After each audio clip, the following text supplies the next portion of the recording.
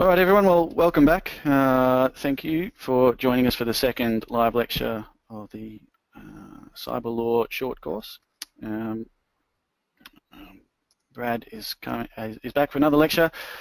Just a quick reminder of his social media handles: Twitter @BradleyWDeacon. Have a jump onto that, and if you haven't got Twitter, maybe join so that you can take part in the blab after this live lecture. We've also got Jason tonight. Jason will be presenting for about 10 to 15 minutes. He's from Charles State University, and I'll introduce him after Bradley's finished with his presentation. If you have any questions throughout the live lecture, just type them into the chat screen, and we'll either, if it's very pertinent, interrupt Brad during his presentation, or we can wait for a break in the lecture and ask any questions through there, and maybe have a few topics going for the blab later on. I'll hand over to Brad now, and thank you all for coming. All right, fantastic. Thanks, Guy. Look, again, thanks everyone for coming back here. We've got a good amount of numbers again tonight. It's great to be back for the second week, and I look forward to going over the material for this week in relation to week 2, collecting evidence. As you're aware, we experimented with Blab last week, and whilst Blab is a new platform, I still want to persevere with Blab, as I believe it has its benefits and we can get it flowing smoothly by about the third week or so. Even in the last week, I was just raising before we started here, you can add a link now, so it takes up one of the chairs, and you can have a slide share or things like that. So look, for an education point of view and workplace training, I think it's excellent. Remember, it's open source, so you can't lock it down at this point, but I believe in the future they will have that feature. Now, remember that both the webinars and the blabs are recorded, so you can listen to them in your own time. And what I want to start off with tonight is to congratulate everybody that have introduced themselves in the initial discussion forums. That is great. We've had just on a couple of hundred now introduce themselves. I know a lot of you work in the space, from running cyber law over summer at Charles Sturt and the IT Masters IT security course. A lot were concerned, where they work, there's secrecy and various agencies and everything else. So I understand that those that can't. And the same that can't have Twitter or won't have Twitter, you don't have to use your real name. Remember I said that? It's great to have, because you can get over to the blab, so you could be Mickey Mouse or whatever you like on Twitter and just observe, and then allows you to log into the blab. So that's great. Look, the posts is where you really get the engagement.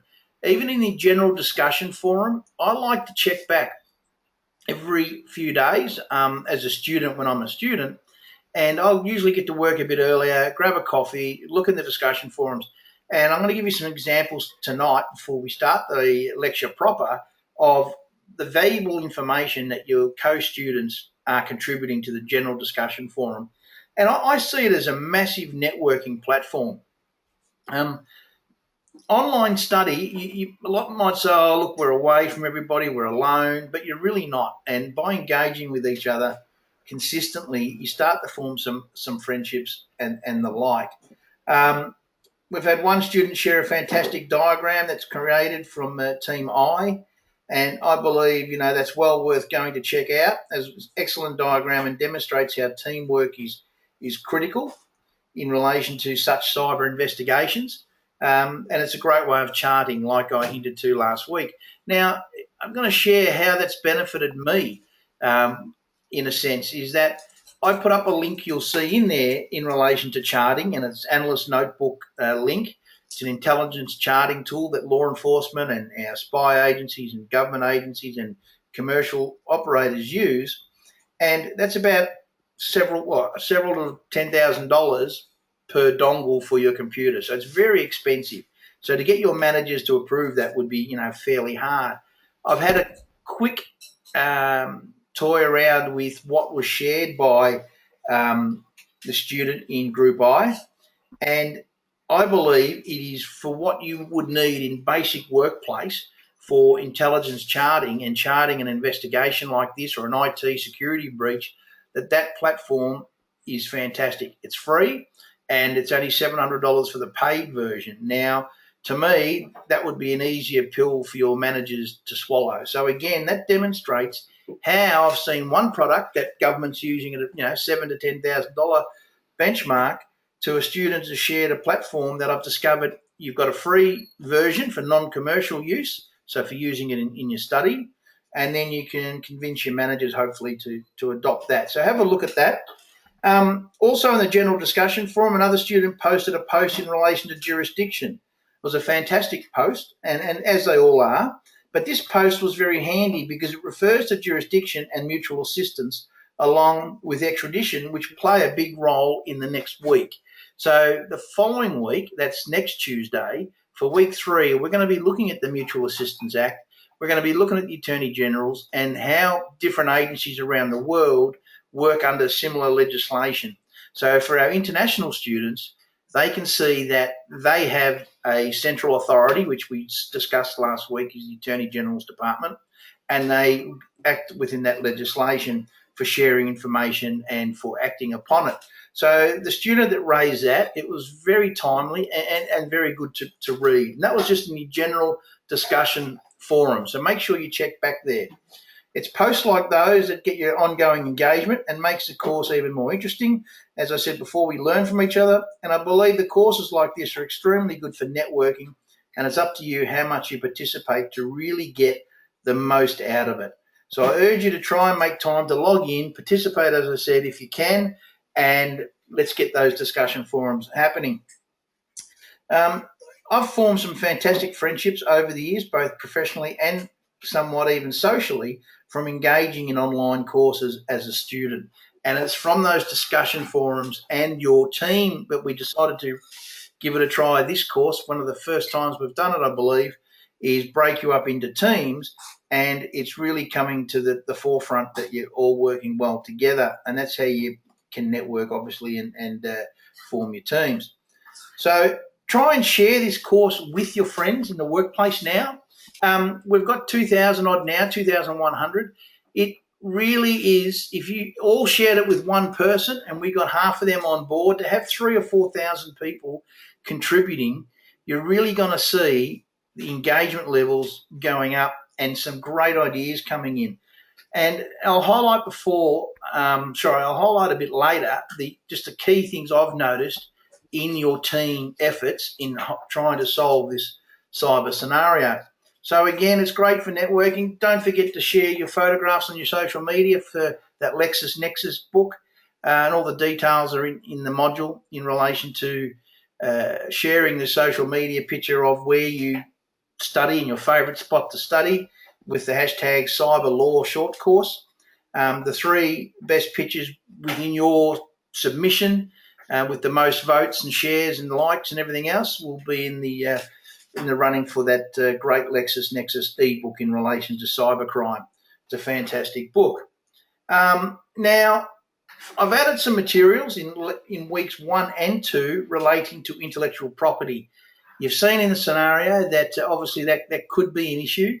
I think you'll see the links that I've posted today in week 2 will really drill down in relation to the scenario and get you pointing in the right direction.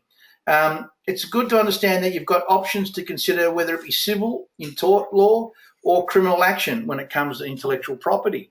So always remember that. You must look at a range of factors when it comes to criminal action.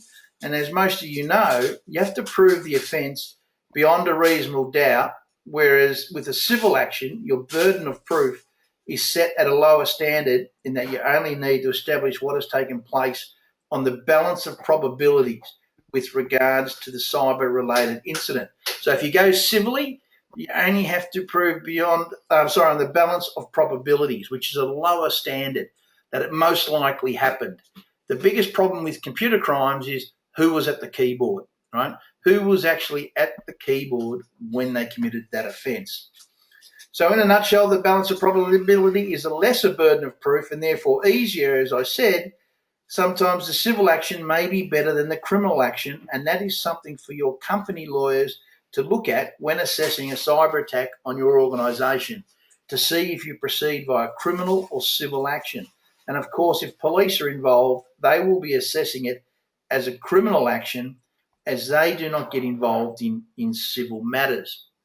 All right, so it's always good. It's going to be the professionals making the decisions that work in that space. This course is trying to show you that how the law can be applied and how best to, as we do this week, is collecting the evidence, and next week is in relation to mutual assistance, and of course in week 4, how we package that evidence up for the investigators. And at the end of this, you should come out of it knowing a lot better what to do and what is going to be asked of you by the police or by forensic examiners of what's transpired at your workplace. So it's always the professionals making their decisions. And what they're going to be looking at is the seriousness of the incident. Obviously, the federal police will only get involved if it's very serious and it meets a lot of their parameters that they take on investigations. They'll look at the evidence on hand that you've hopefully collected and been able to produce to them, the quality of the evidence and how it's been preserved, the chain of custody. So the chain of custody is critical, and how you've preserved that, how much evidence is available, and the location of suspects. And of course, police will look at the likelihood of prosecution, because that's what the powers to be will be asking, and that's what the Commonwealth Director of Public Prosecutions will be asking as well. So you need to look at all those things. And when we go through this, you really need to absorb all the material we're giving you, because you are going to be the person at the front line that the police or the forensic examiners are going to come to for a statement. And if you've got experience in writing out a detailed witness statement or an affidavit, it makes the job for the investigator so much easier. And you should, from this course, pick up a few tips on how to start compiling that. And it's basically just from woe to go. They'll start off with your name, of course, your work address, your date of birth, and then they'll move into your employment. So they'll go for your skills and what training you've had. So they'll go back to what university courses that you've undertaken, all the additional in-house training. Then they'll walk through what your role is and what's it involved. And depending on what you are doing in the organisation, they'll go through a step-by-step process. And I've seen affidavits and statements can be 20, 30, 60, even 100 pages long. It all depends on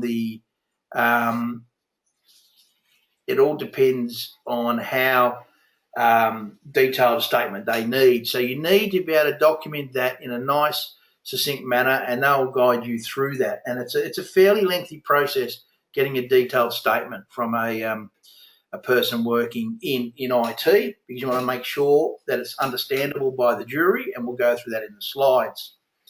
All right. So your role as an IT security manager, as I was going through this material, before we get into the slides, I want to cover off on a few things. Is basically, if you work in IT security as an expert or as a manager, you're obviously there to protect the organisation's IT systems, and when an incident has occurred, to protect the organisation from additional attacks and or breaches, and to get them back online if need be. I also believe you really have an ongoing commitment, and you're all fully aware of that, as seen from your posts during the week, that you need to help educate employees and senior management with regards to IT security, best practice before an attack occurs. Now, you saw in a scenario, we've had someone install, unbeknownst to the IT security guys, someone's installed a refrigerator that is directly linked to Coles Express to order the milk. And this could be a problem with information that might be flowing in during the week here. So, that happens in the real world, right? You know that people make these decisions without consulting IT. They just think, this would be a good idea, let's plug this in. Staff will be using devices that they've got no idea about, and they'll be doing the same thing as well. So this is real. I'm trying to make the scenario as real world as possible, and I believe you learn the best way from that. So let's have a quick recap of last week. Well, what a start it was. We had emerging cyber dangers, as you saw in the slides. We went through the emerging cyber dangers, such as BYOD issues, and people thrashed that out in the teams. That's fantastic. IoT was another one, Internet of Things, and again, people have thrashed that out. I really loved how people raised about the USB stick. Is it an IoT device? And people were throwing that around as well. And that'll be interesting at the end to what answer we come up with at the end of the course. But it's things like this that I love jumping into these team submissions and to the general discussion forum. Is a USB an IoT device? Again, we had excellent posts across the board. And as I said, Team I with that great chart from one of the students. Now, investigations of this nature, exactly like you're seeing, it's a jigsaw puzzle where you'll have pieces missing as you do now. And as we move through the weeks, it will start to come together. The information that I've provided and the summaries will help you refocus back into the key areas what you need to, and it's not your fault or wrongdoing for going a little bit off tangent because you only have limited information, and that's what's happened in the real world, right? That happens in the real world. I'm starting to notice a couple of people are going a bit of left of field, but don't worry, I've done that before, and I assure you most investigators have as well, all right? That's just natural, right? You've got limited information. I like seeing how people say, I believe this XYZ, but we do not have enough information here. And that is great. They've identified that there's an information gap. All right. And again, I'm not being critical of people because a lot of people would have done the same in the real world, as I said, and including myself, where some of you have been assuming items that may have been relevant or that you believe to be relevant when in fact they are not relevant at all, or it just happens. And I'll give you one example. And again, not being critical of the person who raised it, or persons actually, that Jane Doe has taken her laptop on her cruise. And that is why my summary tomorrow will alleviate some of these items so you can just go back in and focus on the investigation in a narrower sense. As a heads up, she hasn't taken her laptop. It was a cruise, as you can recall, that she has to get away from it all when she publishes her book. She dislikes being around all the hoo-ha that happens when her book is published because it's so popular. So she goes on that cruise. There was no mention that she took a laptop and things like that. So we're going to keep it fairly simple, and you'll probably see some information coming in that she hasn't got a laptop with her. She just disappears off the face of the earth, right, for a few weeks after a book launch. Some teams have raised some great items, and here they are just as a quick sample. We've had copyright infringement. That's across the board. Most teams have raised that. The civil action, I love this one. This one just blew me away because I tell you, I really never thought of it. And it stands out like anything. Civil action regarding the breach of confidentiality agreement. Again, they're assuming that there is one in place. Now, a company like that, Net Pages, and very similar to Netflix, say, for argument's sake, I'm pretty certain they would have the confidentiality agreement in place, and obviously information is going to flow in this week that might just suggest that they do. So again, in this group environment, this is how we learn. This is what, you might think, I can tick all the boxes here, I know what's happened, but someone's picked up on the confidentiality agreement. Some have broken down each person, which is fantastic as well. For where they are, jurisdiction, the role they play, possible motive, like one guy's got a gambling debt, things like that. So some have come up with motive, which obviously we need to establish as well. As I said before, someone's raised a USB. Is it an IoT device? Risk management, fantastic. It's popping up virtually right throughout. I love that. It is good. What was their risk management strategies? What are their processes? What are their getting back online processes to get back up and running? So people are thrashing risk management out, which is great. Some have drilled down really on the fridge. Some have pointed to me that I didn't even think about with having that fridge being an IoT device, but some people have really broken the fridge down and you can learn from that too to take it back to the workplace. The charting, as I said, and thanks to Ian Hughes for putting that up and sharing from, I think, Group I. Some have already highlighted about education is important. Containerization of data, that's another good point and another buzzword that people have introduced. And, these again are things you're learning from having such large numbers in the class. Some, again, as I said, are jumping to conclusions, but it'll come back in line, and that is natural with any investigation. So once you get tomorrow's summary, you should be able to go into week 2 and start looking at the issues of collecting evidence and have a more narrow focus. We have a wide range of backgrounds in the classroom, and it's the overseas students that have this wide-ranging experience as well within their own jurisdiction. And they're really adding the flavour to the investigation and to the cyber incident that we're looking at.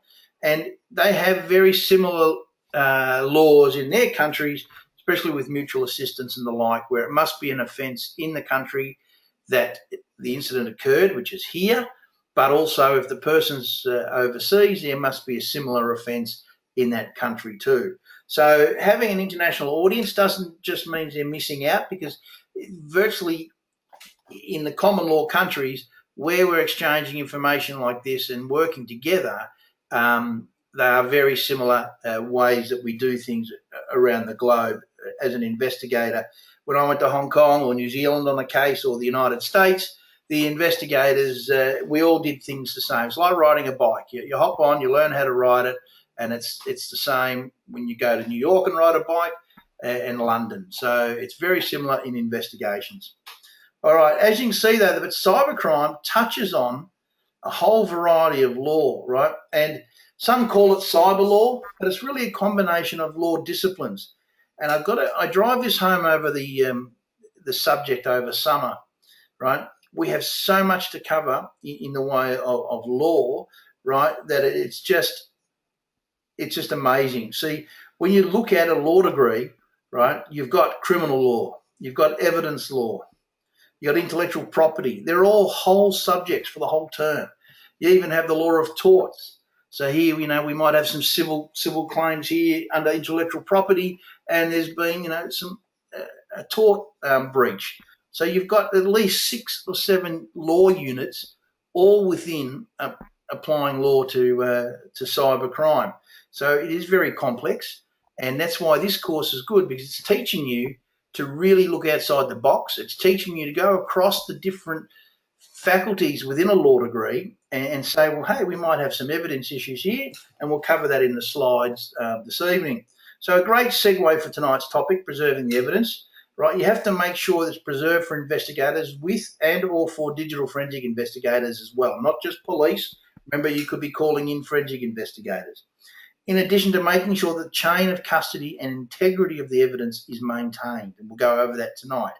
Chain of custody is critical. You can lose the case on not having custody of the evidence and or good records of how you retained that evidence, such as logbooks, computer records, and the like. Police have to cover off on the common proofs. Now, the common proofs are the time, date, place, identity, and jurisdiction when they're gathering the evidence, in addition to the statutory proofs contained in the offence itself. So by being aware of both those elements of proof, you are well on the way to gaining an appreciation of what to preserve and what's ahead of you. You have to just make sure it's all preserved. And that's why the way this course is designed is to make sure you're fully aware of all the areas of law that cybercrime can touch on, and hopefully, as we lead into right now, is collecting the evidence. Now, remember that I said that, and I'm just going to drive this. Okay, sorry I can't get the full screen because I lose my little bar across here to the side to see any questions popping up. But we go into week 2 of collecting evidence, right? And we're going to look at the collecting and preserving evidence for criminal prosecution and or civil litigation. We're going to quickly look at the maintaining electronic evidence integrity, criminal or civil referral, and of course the scenario. And the strategy for this and the outline is to identify what sections of Australian legislation may have been breached in our scenario, list what evidence of the breach of the IT security at net pages you would start gathering for the police and or lawyers to consider, and the relevance of that evidence. Relevance is a whole area within evidence law within itself. It must be relevant to the investigation to be submitted in a brief of evidence. So it's got to be relevant. So make sure everything you get down, you're noting everything that is relevant. And that's an art in itself to learn to how to get rid of the peripheral and how to present what is relevant. What steps you would take to maintain and preserve the integrity of electronic evidence. Now, this is where I hand over to you guys in the course. Remember, I am the qualified lawyer. I'm not practicing. I'm the qualified lawyer, admitted in 2008. The former federal police officer in computer crime there back in the early 90s when it was first formed. And I proceeded to get a law degree, not a computer science degree. So I've got the investigations background, and that's where I was lucky when I started in computer crime. My partner, as I said, he was doing computer science. So therefore, he was the technical guy and I was the legal type guy to some extent. So this is where in your discussion forums this week and in your team efforts that you're going to be showing me how you would, when I give you some more information to the scenario tomorrow, how you would start now collecting this information, how you're going to maintain, preserve the integrity of all the evidence that you could obtain. So for the people that aren't working in IT security, again, this is great because we're learning from the experts in the class of what to do to maintain it all. Right, identity of the criminal, if you can do that, who is the suspect, and also if it's a civil or criminal action. So I need to start analysing. Would you proceed civilly? Is there some parts you could go civilly and then some parts criminally to refer to the police? How do you see the dark web or the deep net making cyber investigations complex on an international basis? And of course, contributing to your forum post. So collecting and preserving digital evidence and data recovery. So what is data recovery? We need to really highlight that. And you know, these are kind of headings you could put into your presentation or homework, because you've got to assume a lot of people don't know what that means. So if you want to summarize on that, that is fantastic. The role of the backup in data recovery solution, and hiding and recovering hidden data. They're all key things you need to do in collecting and preserving the evidence. So the data recovery, usually data means that is lost or recovered. For example, when a system crashes, or extracting data from seized computers, hard drives, disks, etc. for analysis is a process to gather evidence. What I loved is one student there, he even picked up on saying, I would be analysing the web browsers of the access to the internet of what people have done in the workplace.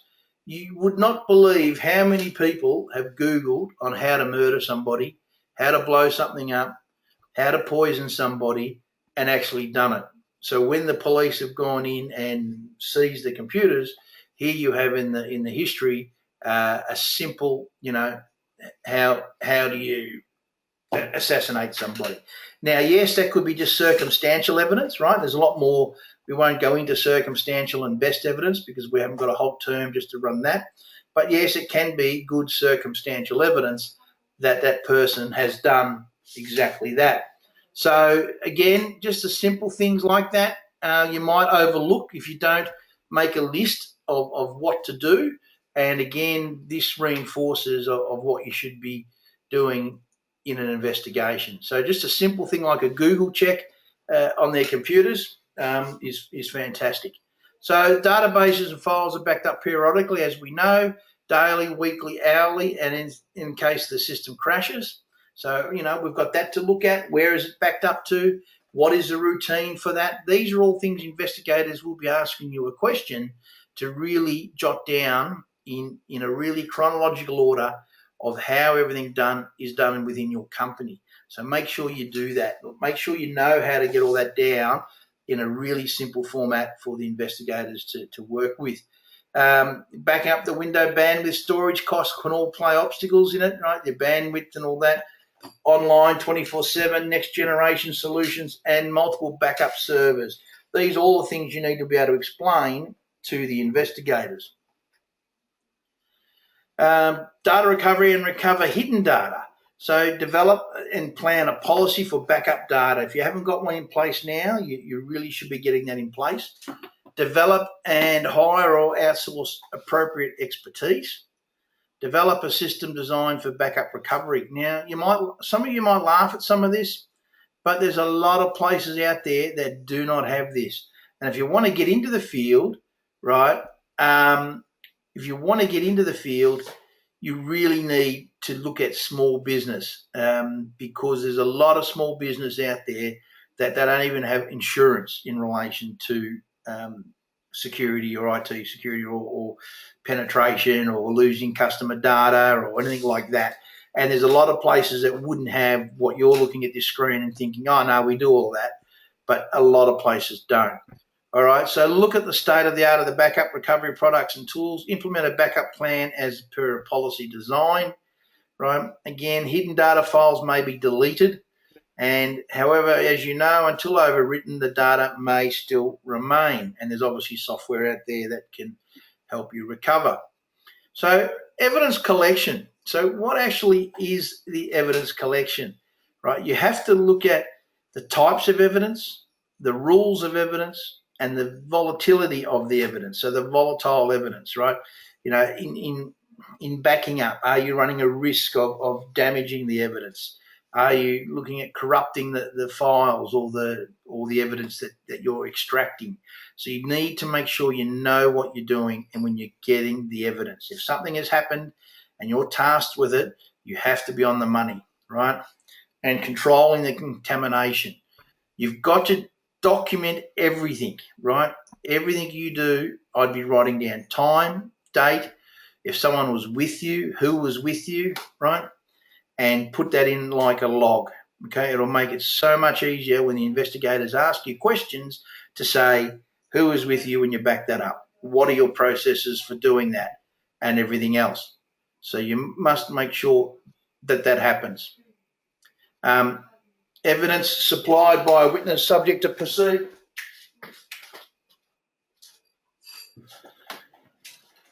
Reliability of the witness. Hearsay evidence is another thing, right? Hearsay is presented by a person who is not a direct witness, so you've got to be careful as to hearsay evidence, all right? So it's basically evidence that has been said. If someone walks into a room and there's you and another person, and that you're sitting in the room and another person walks in with a knife, threatens you both, and walks out of the room, but a person who was not in the room tells the story, okay? So they weren't there at the time. They've heard it on the grapevine and they're sharing the story. That's the easiest way to remember. They weren't there at the time, and it's just they're passing on the information from what they've been told. You would need to speak to yourself and who you were with, because you're the two people that actually saw the person with the knife. Okay, so that's an easy way to look at hearsay. You'll get a lot of it in relation to IT investigations. You've got to look at admissibility of evidence. It must be able to be used in court. Now, these are just broad brush approach to what happens with regards to investigations. It must be relevant, as I said, and that is a massive area. You just got to Google relevance, and it'll explain in a legal textbook, and you'll see. The reliability of the evidence. Now, again, generally in the IT arena, they will be going to the best person in the organisation to present that, the one most qualified. They wouldn't put a student intern up unless they saw something critical or they did something. It would be your IT security manager would be the one in the witness box, as long as they can present that evidence. They've got knowledge of it and everything else, and they were a part in gathering the evidence. So again, reliability. And you must make it understandable to a judge and jury. Now remember, it's 12 peers in the jury box. You have to make sure that what you're presenting is understandable by the jury. So therefore, hopefully the investigator and the police investigators or the digital forensic examiners will lead you through a statement that is understandable to a judge and jury in somewhat layman terms. Right, so collection is another area. You want to freeze the scene, as you know, take a snapshot in relation to it, and in its compromised state, you need to recover the data, extract the information, and create a replica system and track the attacker for further monitoring. So you need to, in relation to honeypotting, you might want to create a replica system and track the attacker for further monitoring. Now that, to me, would be in your early stages of some minor attempts, and that's again a management decision. On a major incident like what we've got here, you wouldn't be doing honeypotting. in my opinion. Again, you want to go on your forensic examiner's advice and the police. But, just for some minor attempts, you might want to look at honeypotting. But generally, you want to freeze the scene. You want to make sure you take a snapshot and extract the information. Steps to collection: you find the evidence where it is stored, you find the relevant data, which is obvious, you remove the external avenues of change, no tampering, collect evidence using appropriate tools, and document all actions in a chronological and precise manner. That is critical. Some of you are doing it now in your investigation summaries and how you're going with your homework answers. You're putting it in a chronological order and a precise manner, and that is fantastic. So make sure you look over the other students' work, and you can all learn from that as well. So control the contamination. Definitely store in a secure place. It is, very hard to do in some areas. Maintain a chain of custody. Analyse the evidence if qualified to do so. Use analysis tools to determine what happened. Analyse log files. Analyse backups using a dedicated host, and reconstruct the attack from all the information collected if you can. It's the chain of custody is what you really want to maintain. You can't have that corrupted in any way, because then you'll be bringing in doubt. And once you get doubt, remember in criminal, beyond a reasonable doubt, you could start losing the case. Duplication and preservation. So preserve the digital crime scene. Make complete mirror image, bitstream. Back up all computer data before review or process. Ensure all disks and hard drives are mirror imaged. Again, I would be photographing everything that I do in situ with a digital camera, noting the image number on the camera, and then referring to that in your statement if need be. I'm a very visual person, and I believe if you can get photographic evidence of what you're doing as well to back it up, it assists. So your first responders, your first 4 phases you want to look at remembering is collection, examination, analysis, and reporting. So you need to be able to do all of that. You need to be able to collect it, examine it, analyse it, and obviously report it. Right? Criminal v civil, we said that in the opening remarks. I just want to reinforce it, right? You must prove beyond a reasonable doubt. Now, this is where it comes really hard with computer crimes. It's who was at the keyboard. As you know, I represented people that were victims of stalking and the like, and bullying. And the biggest problem that the law has with regards to all of that is who was at the keyboard. All right. Civil matters only require a matter on a proven balance of probabilities. So with a stalking incident, you can go down the intervention order or the protection orders because it's only on the balance of probabilities. But if they breach those orders, you've got to get them charged, but it's proving who was at the keyboard doing it. Very hard if they're living with people. Think back to the days of just threatening phone calls and harassing phone calls. We had the legislation like we do now for online stalking, for using the internet to harass, and we'll cover that shortly. But again, who was in the phone? Or who was on the phone? They live in a share house of 6 people. They live on an office floor of 28 staff. Who's got access to that phone? The cleaner could have access to the phone. The cleaner could have access to the computer, right? These are issues you've got to look at. So criminal, very hard to prove beyond that reasonable doubt.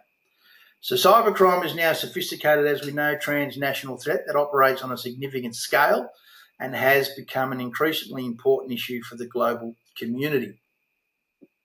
And that's why we're all here now, right? It's in Australia, cybercrime is used to describe both crimes directed at computers or other information communications technologies, ICTs, such as hacking and denial of service attacks. And I believe in our scenario we had a DOS attack, which is heating up a little bit, possibly. And traditional crimes where computers or ICTs are an integral part of the offence, such as online fraud, money laundering, and identity theft. And without computers and, wire transfers, or as Americans call it, wire transfers or money transfers, they're making things a lot easier. Identity theft, it's phenomenal what they can do. I've got a video that I posted up. I think I've put it in our Pinterest subject board, the cyber law short course, in relation to three guys walked into like a 7-Eleven, and within about six seconds put on a skimming device when they distracted the counter person by just slipping over a frame over the actual device on the counter. So they slipped a template type device on top of it, and they had the skimming device on there within about 6 seconds. So again, using the internet to skim the cards. The online distribution of child exploitation is huge and very prevalent form of offending. And of course, there's specific Commonwealth offences in relation to all of this. So we've got section 478(1) of the Criminal Code, unauthorised access to or modification of restricted data. That could be possibly in our scenario. I'll leave that for you to thrash out. 477(3)(1) of the Criminal Code, unauthorised impairment, possibly there on the DOS attack, and again you can maybe look for some precedents and the like.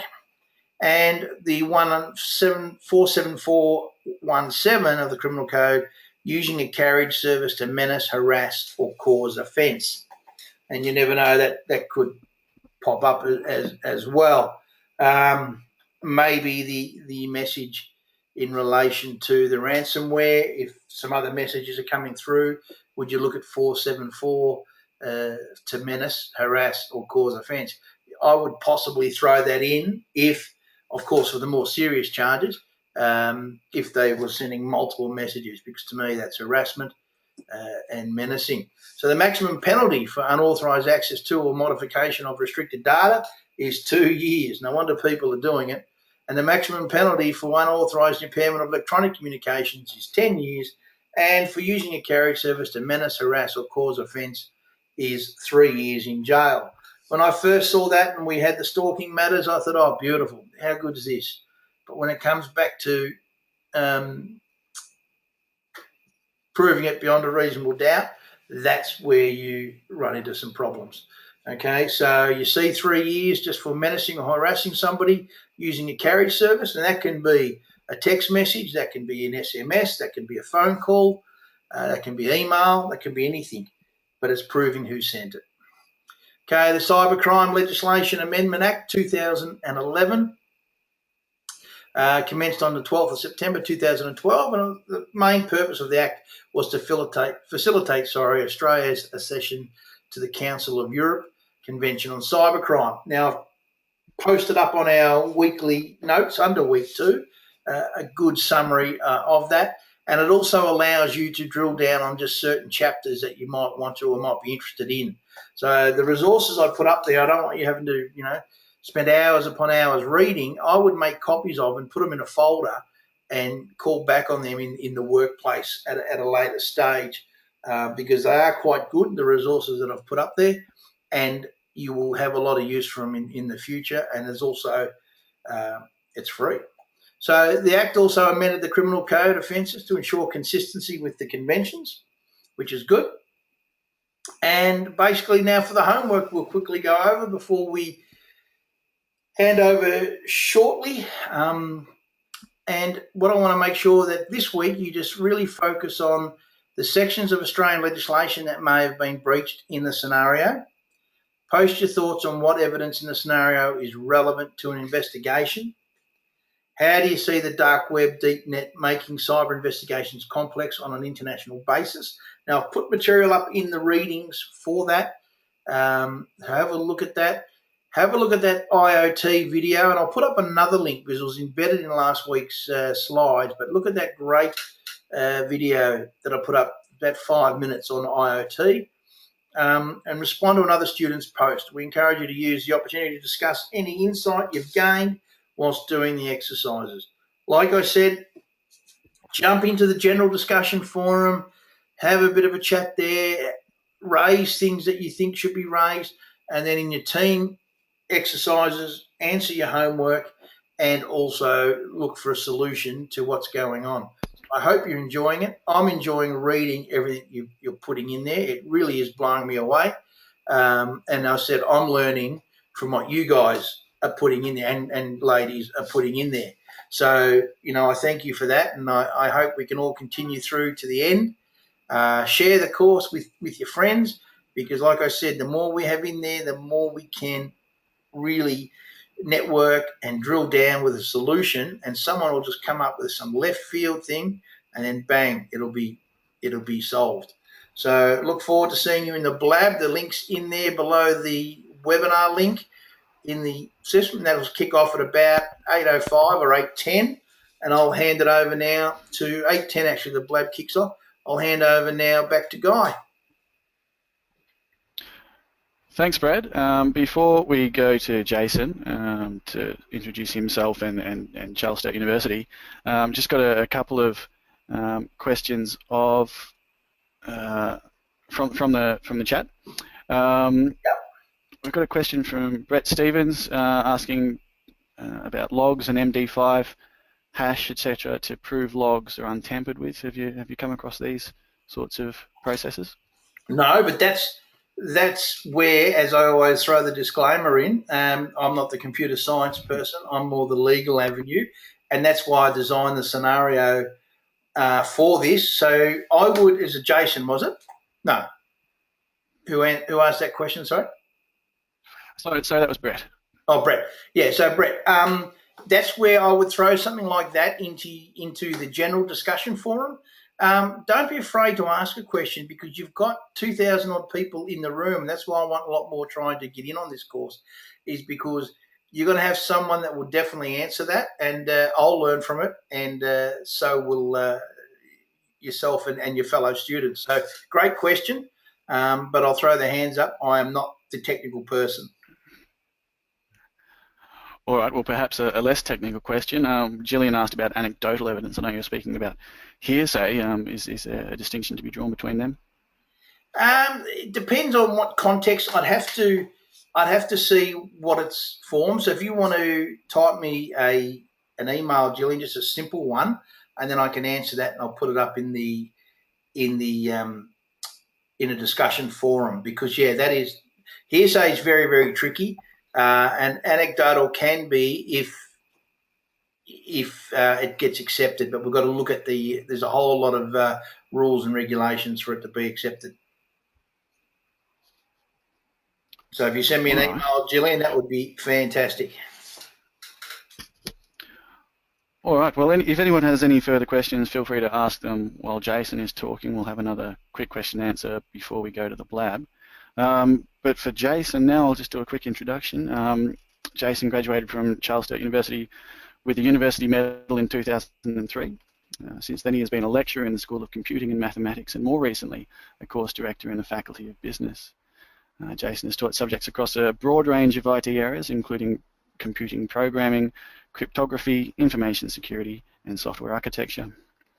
Jason has worked closely with IT Masters since 2004, helping to establish Charles State University as the leading IT postgraduate university in Australia. So I'll hand over to him, and he can tell you more about Charles State and why we're all here.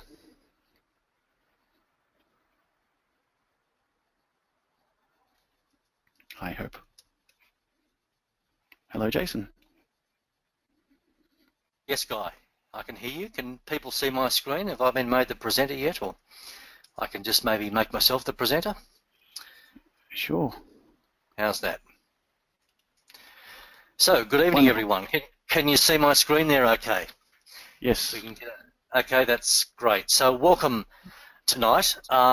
As Guy has kindly mentioned, I'm a course director at Charles Sturt University, and CSU has worked very closely with IT Masters over the last decade or so to bring everyone, particularly those who are professionals in the IT industry, a great range of IT postgraduate degrees, which you can study online by distance education. So I want to talk tonight, and I'll just flick back to my opening slide there, about two courses in particular that may interest you guys: the Master of Information Systems Security and the Master of Management in IT with a security specialisation. So the short course that you're taking now with Brad is a cyber law course that is in fact based on a lot of the content topics that we use within one of the corresponding CSU courses. So many of these free courses, if you've been involved with them, do actually draw from the curriculum of our CSU postgraduate courses. And as I said, IT Masters and CSU have a long history of delivering these programs jointly using industry professionals, and IT Masters also help us to promote and market the programs. So you may not have heard of Charles Sturt University. It's a regionally based university, so we have campuses in Albury, Wagga, Bathurst are our main campus locations. Quite a few others in smaller locations such as Dubbo. We have a smaller campus in Orange. We have a campus in Port Macquarie. We also have partner campuses in Sydney and Melbourne. So it's a very distributed university. There's a few pictures on screen there of the different campuses. What's distinctive about Charles Sturt, or CSU as we call it, is the number of distance education students that we have. Brad mentioned quite a few times in his presentation about the value of online courses. So Charles Sturt, in many ways, has its entire focus on online course delivery. So we have around about 39,000 students across all of our campuses, and of those, 22,000 are enrolled in distance education. So very much focused on distance education delivery. And before I get into details of the courses, I guess a little bit of kudos to us. CSU is the national leader in postgraduate IT in terms of enrolments, and this screen dump here was taken from the Good Universities Guide. And you can see there I've just did a sort on enrolment numbers for Masters students, and you can see that CSU there has the most enrolment numbers in the Masters category of all the universities in Australia. It's not just about quantity though, quality as well. If you check out the Good Universities Guide, you'll find a commendation for CSU's computing courses as being in the top 3 within Australia, and that's from the Good Universities Guide. So I do encourage you to check that out online. So we are not only focused on IT, we've also got the kudos for being a great teaching university. So the courses I want to talk to you about tonight, as with many of the Masters programs that we offer, they're fully accredited. So it's a fully accredited Australian Masters degree that takes 2 years part-time study. All of our programs are delivered online, so there's no need for you to visit any campus. We of course do like to see our students at graduation, and as CSU students, even if you're studying remotely, you are always welcome to visit our campuses if you're coming through the regions, but it is designed for you to do it remotely without any need to physically be present on the campus at all.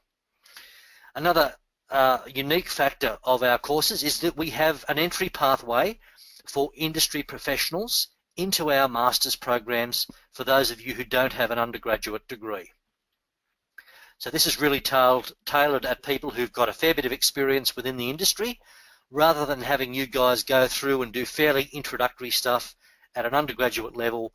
We have a pathway that will allow you to enter into a Masters program, effectively recognising your industry experience as equivalent to an undergraduate degree.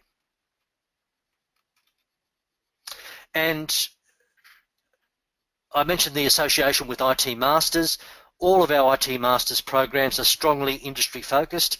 In the ones I'm going to talk to you about tonight, quite a number of subjects are based on curriculum content from major industry certifications. So for example, within our security course, we have subjects that are based upon the CISSP certification, the GIAC Certified Incident Handler. We have another subject based on the VMware certification, another one based on Certified Ethical Hacker from EC Council. So the curriculum of the units isn't entirely theoretical. It's based, many of them are based on industry certification content. The additional benefit of that is that not only are you getting a Masters by doing this, but you're also preparing yourself to go out and sit those industry certifications, because you're actually studying the content from those.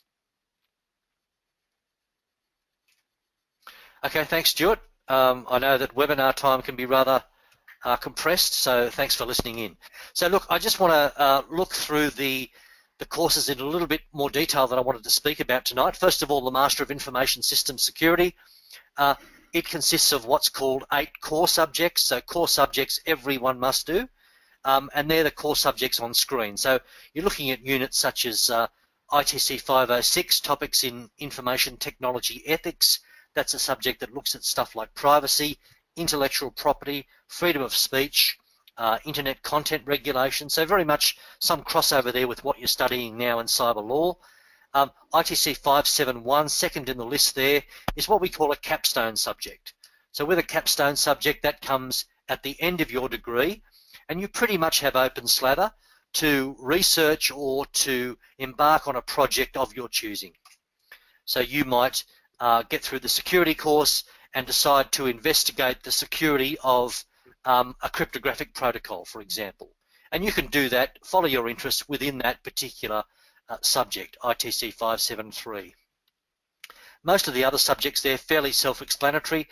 Network security deals not only with security of networks, but also has a heavy focus on cryptography. Information security is very much dealing with security policy.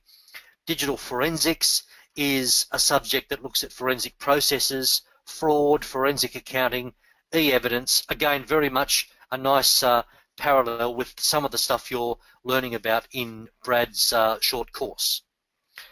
Another subject there on security fundamentals, and one we make all of our IT students do. It's often perhaps not their favourite at the start, but by the time they finish it, they do recognise it's extremely valuable.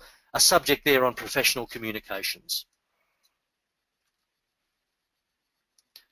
Okay, so they're the 8 subjects core within the Master of Information Systems Security. In addition to that, you need to complete 4 other units.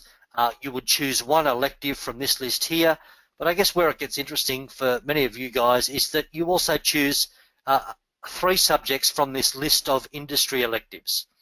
And these particular subjects, as I alluded to before, correspond to particular certifications. So, for example, incident response, IT E512, corresponds to the GIAC Certified Incident Handler Industry Certification. 513, Forensic Investigation, corresponds to the Computer Hacking Forensic Investigator Certification. Hacking Countermeasures corresponds to Certified Ethical Hacker. Virtualization corresponds to the VMware. Okay, so a nice mixture there of more traditional academic subjects and subjects that are based upon industry certification content, which, as I said, has the added benefit of allowing you guys to prepare for those industry certifications. Another one I quickly want to look at, another course, the Master of Management IT. This can be tailored so that it has a security flavour as well. So it's a management course on face value. So you do a number of core subjects, 8 of them in fact, in the management area, everything from human resources to change management, strategy and marketing. But you also then get the chance to plug in, as with the earlier course, these security subjects. So it's a mixture of management and security, a useful course for those of you working in or aspiring to work in a middle management position.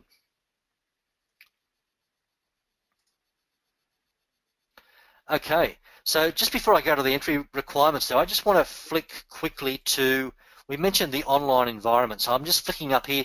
Every, can you see that? Can you see the browser on screen with a pretty snazzy picture there of binary code? Yes, we can. Great. So this is a subject site that you get enrolled in once you're enrolled within the course. So every particular unit that you're enrolled in within the program, you get access to one of these Interact 2 sites. This one here is for digital forensics, and it's pretty much your home base for each subject. So you can see down here there's links, and we can scroll down. There's an introduction to the subject there on video by the coordinator. Some history about the guy running the subject, Dr. Tanveer Zia. We scroll a bit further down, we have a full schedule of online meetings or online lectures which are going to be occurring as part of that subject, very similar to what you're getting now. and they're also recorded, and you can see there that you can access the recording for those lectures if you can't make the live presentation. Going further down, we have information there about the textbook used in the subject, and just an overview of how to communicate and how to use the various subject tools within the site. If we go over here to the left-hand side, you'll see that lots of links. One of these is the subject outline. So the subject outline is the document that has all of the information on the assessments that you need to complete. So if I click open here, the assessment items, we can scroll down. We won't go into any depth, but you can see here that task 2 in one of the assessments, your supervisor has asked you to research current acquisition tools using your preferred internet search engine and the vendors listed in Chapter 2 of the textbook. Prepare a report containing the following information for each tool and stating which tool you would prefer to use. Okay, so it's an example assignment question, the kind of work that you'd be doing in the subject. We scroll a little bit further down, you'll see another assignment there. You're having to recover scrambled bits within a text file. Another one there, you're having to basically reveal hidden information in an image. Another assessment item there is to write a fairly significant forensic report. Okay, so all of that features in your Interact site or your subject site. For the unit, you can see here another link to announcements where the lecturer posts any important information. There's also a link to the discussion forums where you can communicate with your fellow students, ask questions of the lecturer, and so on. So that's the online learning management system that we use for all of the subjects in the program. Okay, so I'm just going to flip over here. Right, entry requirements. I know some of you mentioned before about what does it take to get in and how much does it cost. To get directly into the master's program, you need a bachelor's degree or higher, but if you have a graduate certificate, which is basically a subset of the master's, you can get into that graduate certificate either with a bachelor's degree or IT industry experience. So if you have IT industry experience, and typically we are looking for experience within a similar industry, so for the security course we would be hoping that you have some experience within the security industry, you can do the graduate certificate and from there move straight into the master's program. And there's actually no disadvantage in doing it that way. You might wonder whether you're eligible for the program given your experience. A quick link there for you to check your eligibility. You can go to the IT Masters site, itmasters.edu.au, and you can fill out what's called an eligibility form, which will also give you an indication of how much credit you might receive. You can also apply directly online for any of the CSU courses at that address there, csu.edu.au/apply, and your eligibility is assessed as part of the application process. Now, some students worry that if they haven't got an undergraduate degree and they have to go through a graduate certificate, that they might be doing extra work. That's not the case because of the way that we actually nest awards inside one another. So let's say you wanted to go to the Master of Information Systems Security. You don't have a bachelor's degree, but you do have industry experience. We would put you into the graduate certificate of Information Systems Security. That's a 4-subject course.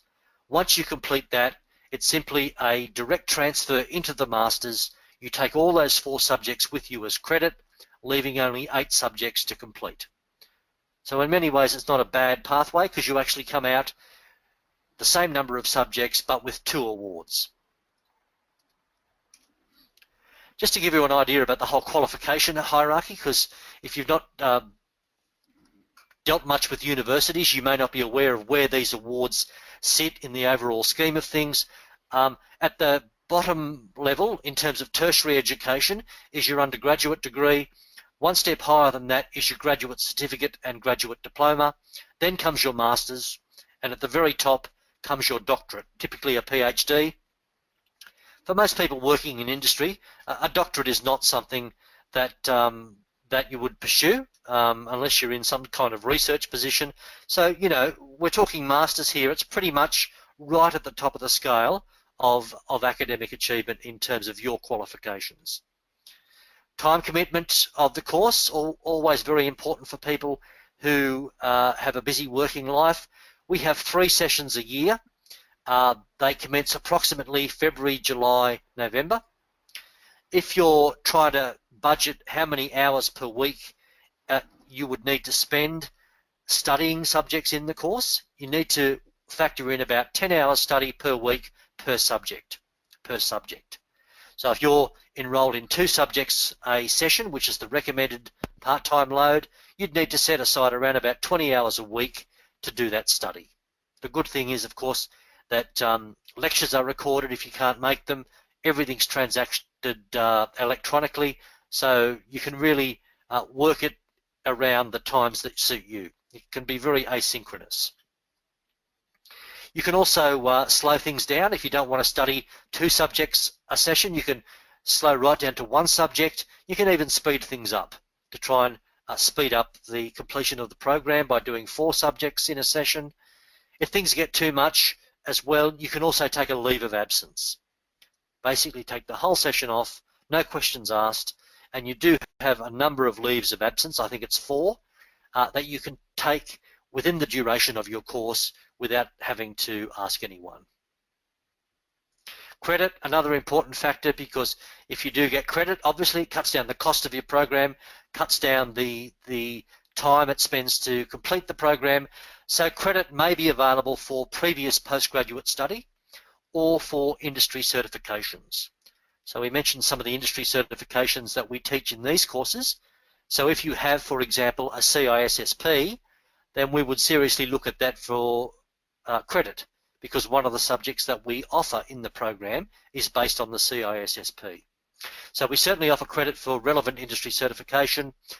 We don't offer credit for work experience, so-called proficiency credit. We are at a master's level, so that is something we don't consider. Credit can be assessed as part of the application process, or as I mentioned, you can do a pre-credit assessment by completing the eligibility form at itmasters.edu.au. Mu Heng Sim, Prince 2 practitioner, we do recognise for credit into some of our